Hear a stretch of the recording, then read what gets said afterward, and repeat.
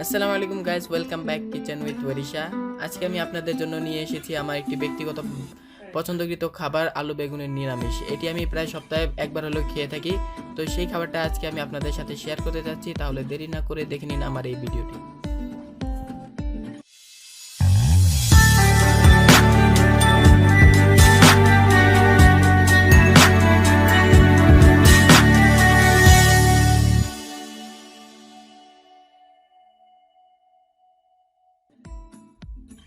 তো নিরামিষের জন্য যা প্রয়োজন তা হলো আলু। তো আমি এখানে প্রায় হাফ কেজি মতন আলু নিয়েছি, যেগুলো আমি ছোট পিস আকারে কেটে নিব।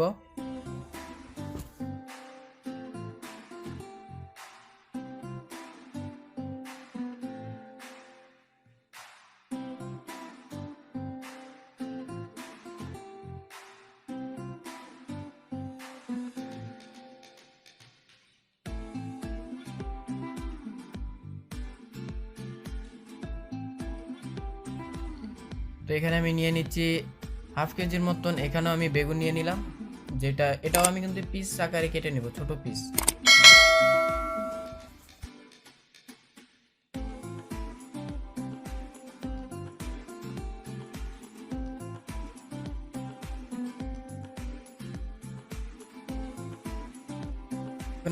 এখন আমি নিরামিষের পেস্ট তৈরি করব। তো এর জন্য আমি নিয়েছি পেঁয়াজ, রসুন আর কিছু কাঁচামরিচ, এগুলোর পেস্ট তৈরি করব।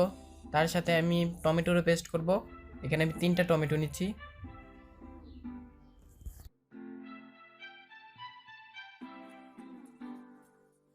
তো আমার পেস্ট তৈরি হয়ে গেছে, দেখুন এটা হলো টমেটোর পেস্ট।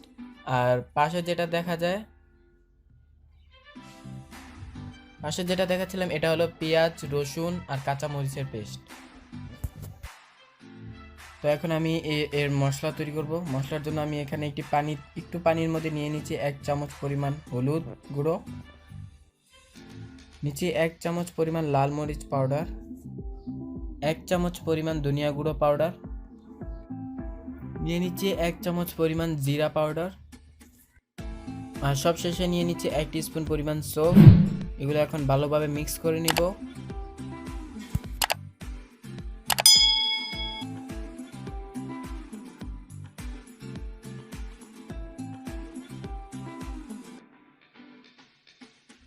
তো এখন আমরা এগুলো রান্না করব। তো আমি এখানে একটি কড়াইয়ের মধ্যে নিয়ে নিচ্ছি কুকিং অয়েল, যেটা গরম হয়ে গেছে অলরেডি। এর মধ্যে আমি দিয়ে দিলাম আলুগুলো যখন একটু ফ্রাই হয়ে আসবে তখন আমরা এর মধ্যে অ্যাড করে দিব বেগুন। তো এখন আমি এর মধ্যে দিয়ে দিচ্ছি বেগুন,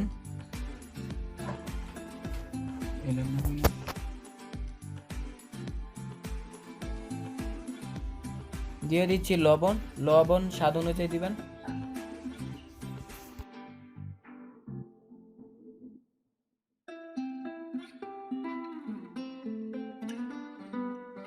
তো এটা প্রায় মোটামুটি অর্ধেক ফ্রাই হয়ে গেছে। এখন আমরা এটাকে ঢেকে রান্না করব প্রায় 2 থেকে 3 মিনিট।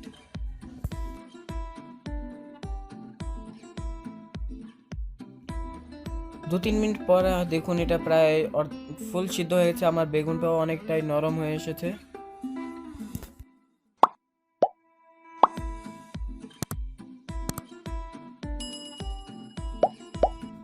তো ফ্রাই করা হয়ে গেলে আমরা এগুলো তেল থেকে উঠিয়ে নিব।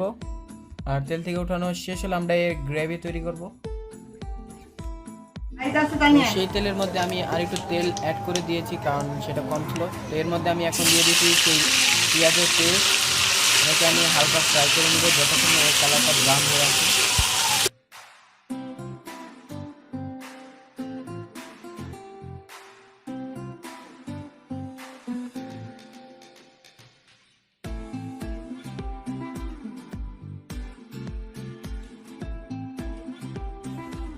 তো এটার কালার সম্পূর্ণভাবে চেঞ্জ হয়ে এসেছে। এখন আমি এর মধ্যে অ্যাড করে দেবো সেই মশলাগুলো, যেটা আমি প্রথমে তৈরি করে নিয়েছিলাম।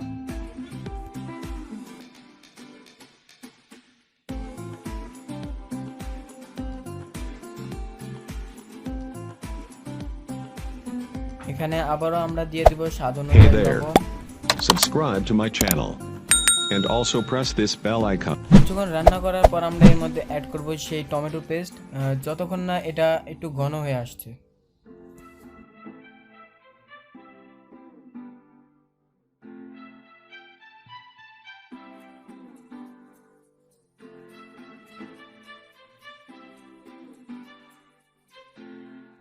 তো গাইস আমাদের গ্রেভি একদমই তৈরি। এখন আমরা এর মধ্যে অ্যাড করব সেই ফ্রাই করে রাখা বেগুন আর আলুগুলো।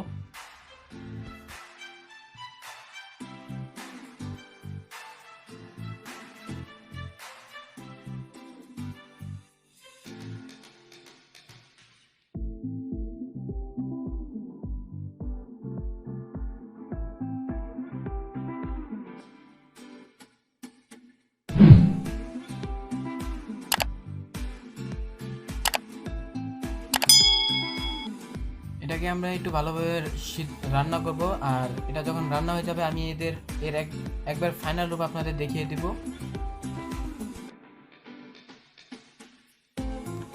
তো গাইজ দেখুন আমি আপনাদের এর ফাইনাল রূপটা দেখেছি, এটা কত সুন্দর হয়েছে এর কালারটাও, আর দেখুন কত লালচে একটা রং এসেছে।